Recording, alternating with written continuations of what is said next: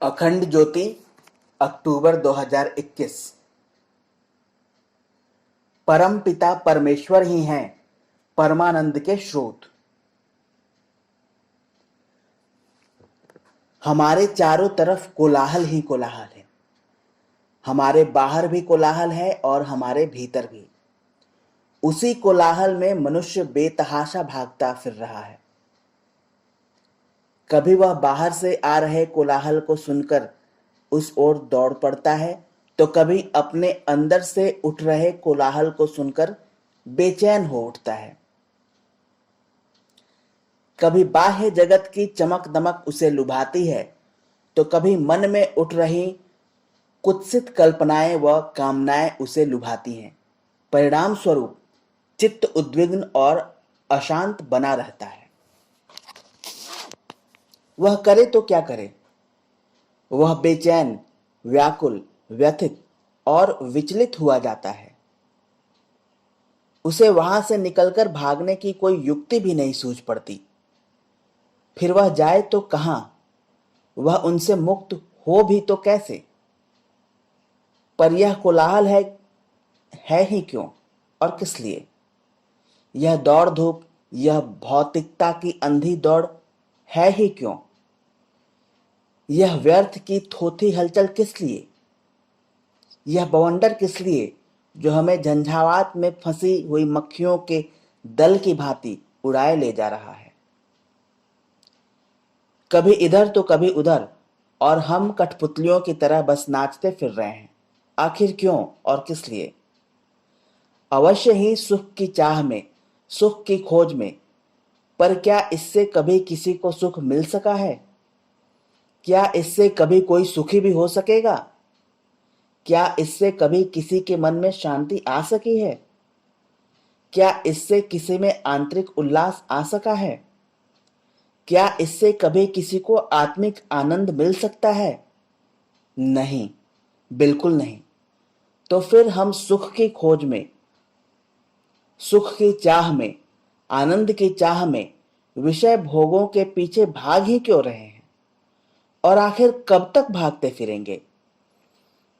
हम संसार के शोर शराबे, अपने कर्म संस्कारों के शोर शराबे व कोलाहल के पीछे कब तक भागते फिरेंगे? जाहिर है कि प्रश्न उठता है कि हम इनके पीछे कठपुतलियों की भांति नाचते फिरना भला कब बंद करेंगे? यह देव दुर्लभ मानव जीवन के साथ खेल खिलवाड़ करना नहीं तो और क्या है? यह शारीरिक, मानसिक व आत्मिक शक्ति का अपव्यय व बर्बादी नहीं तो क्या है? यह बाल क्रीड़ा कौतिक नहीं तो और क्या है? बच्चे खेल में मिट्टी के ढेर सारे व्यंजन बनाते हैं और फिर पंक्ति में बैठकर उन व्यंजनों को एक दूसरे को परोसते हैं। वे उसे खाने का अभिनय करते हैं और उसे खाकर तृप्त होने का भी अच्छा अभिनय करते हैं। पर उससे क्या? उनकी न तो भूख मिटती है, न ही प्यास। इसलिए उन्हें अगले ही पल भूख लगती है और वे भूख मिटाने को दौड़ते हुए अपनी माताओं के पास पहुंचते हैं। माताएं अपने बच्चों को स्वादिष्ट व्यंजन खिलाती हैं, जिन्हें खाकर बच्चे वास्तव में तृप्त हो जाते हैं। फिर माताएं बच्चों को लोरी सुनाती हैं और खेल से थके हारे बच्चे शीघ्र ही अपनी माता के आंचल तले निर्भीक, निर्भय हो मीठी निद्रा में चले जाते हैं। अस्तु हम सुख पाने, आनंद पाने के लिए जो विषयों के पीछे भागते फिर रहे हैं, उसमें यह बाल क्रीड़ा कौतुक मात्र है। ये व्यर्थ के कार्य हैं जिनसे कभी शाश्वत सुख मिलना नहीं है, आनंद मिलना नहीं है। यह ठीक है कि भौतिक जीवन में रहते हुए भौतिक साधनों की आवश्यकता है तो उन्हें पूरा करना भी है, पर उतना ही जितना कि बच्चों को खेलने के लिए खेल आवश्यक हो जाता है। फिर इससे ज्यादा तो खेल नहीं बल्कि जीवन के साथ ही खिलवाड़ करने जैसा होगा, क्योंकि हमें शाश्वत सुख भौतिक साधनों से नहीं बल्कि सुख के वास्तविक स्रोत, आनंद स्वरूप परम पिता परमेश्वर से ही प्राप्त हो सकता है।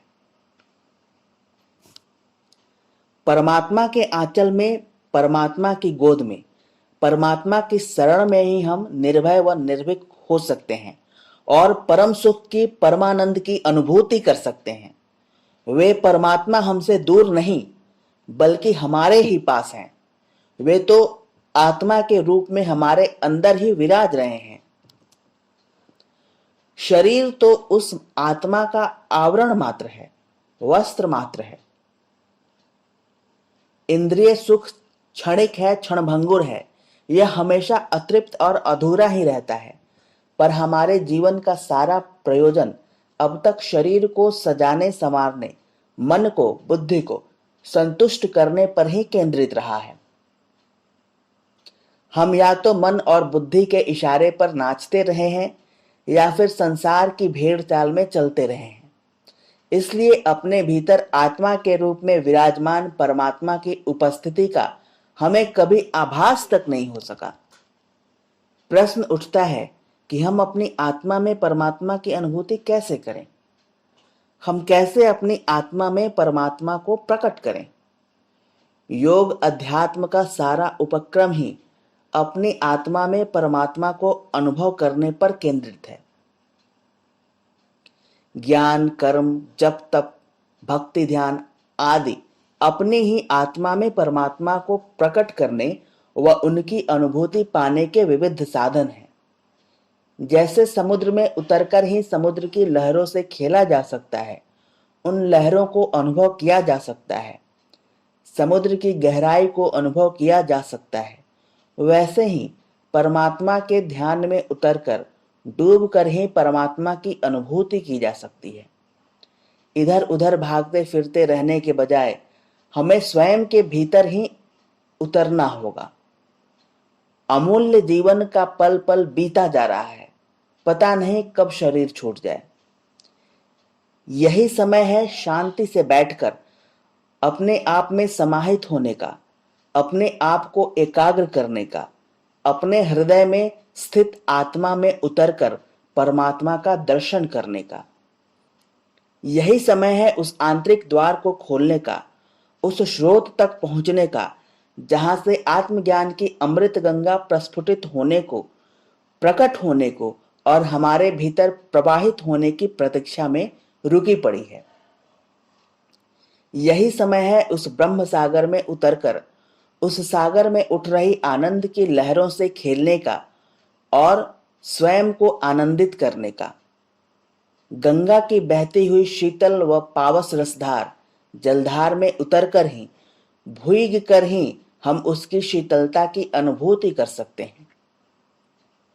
हिमाच्छादित हिमालय के बीच बैठकर ही तो हम हिमालय के स्वर्गीय सौंदर्य व शीतलता को अपने भीतर उतार सकते हैं और उस सौंदर्य सुख की अनुभूति कर सकते हैं। प्रदीप्त अग्नि से उठती हुई लपटों की ऊष्मा को हम उसके पास जाकर बैठकर ही तो महसूस कर सकते हैं।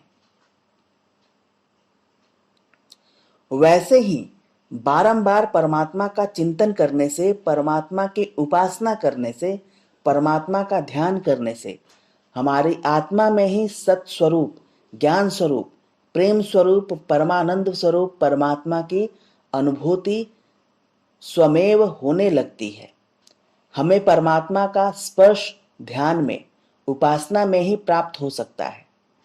साधक को अपनी आत्मा में ही परमात्मा के स्पर्श की अनुभूति होती है। उस संस्पर्श से, उस स्पर्श से साधक को जो परमानंद की अनुभूति होती है वह वास्तव में अवर्णनीय है, अकल्पनीय है। परमात्मा के संस्पर्श से मिलने वाले परमानंद के विषय में युग ऋषि परम पूज्य गुरुदेव लिखते हैं, आत्मा परमात्मा के मिलन संयोग को ही परमानंद कहा गया है। विषयों से मिलने वाले आनंद से मनुष्य कभी अघाता नहीं, कभी भी उसे तृप्ति मिलती नहीं, वह उसकी शक्ति सदैव नष्ट होती रहती है। किंतु इस योगजन्य आनंद से उसकी शक्ति बढ़ती चली जाती है एवं आनंद की परमावस्था को प्राप्त हो वह तृप्ति, तुष्टि और शांति पाता है।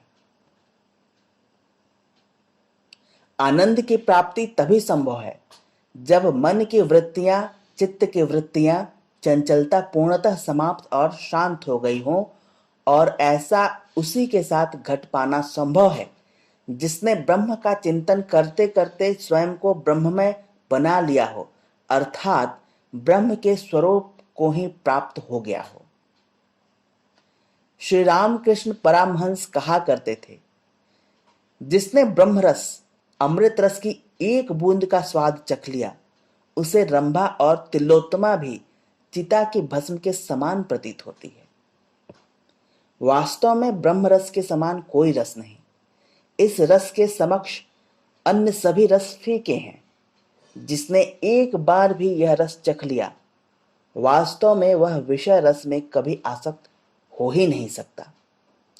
सांसारिक रसों व विषय सुख के प्रति हमारी आसक्ति अब तक इसलिए बनी हुई है क्योंकि अब तक हमारी आत्मा ने ब्रह्मरस चखा ही नहीं। अब तक हमने ब्रह्मरस चखा ही नहीं। इस संबंध में एक बड़ी रोचक कथा आती है। श्रीरंगम में प्रत्येक वर्ष एक मेला लगता था। उसमें श्री रामानुजाचार्य भी अपने शिष्यों के साथ जाते थे। एक दुर्दांत डाकू, जिसका नाम दुर्दम था, वह भी उस मेले में आता था, पर उसका उद्देश्य श्रीरंगम की छवि का दर्शन करना नहीं, बल्कि कुछ अलग हुआ करता था। वह एक महिला के प्रति बहुत आसक्त था। वह वहां उसी के लिए जाता था। वह महिला एक वेश्या थी, पर थी बहुत ही सुंदर। वह डाकू उस सुंदरी के पीछे छाता लगाकर चलता।